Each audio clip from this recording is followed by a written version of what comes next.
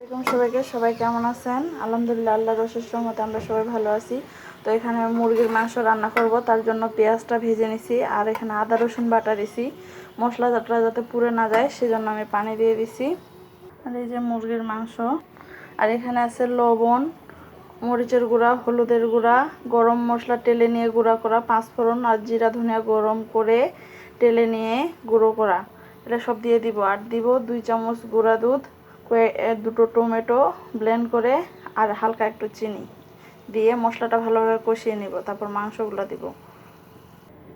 মাশাআল্লাহ, তরকারির কালারটা সেই সুন্দর আসছে। আমি একটুকুও পানি দিব না, এটা এখন ঢাকনা দিয়ে ঢেকে দিব। আঁচে আঁচে রান্না করব, অল্প আঁচে।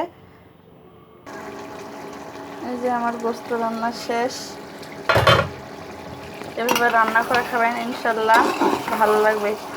খায় কমেন্ট করে জানাবেন একদিন রান্না করে। আসসালামু আলাইকুম।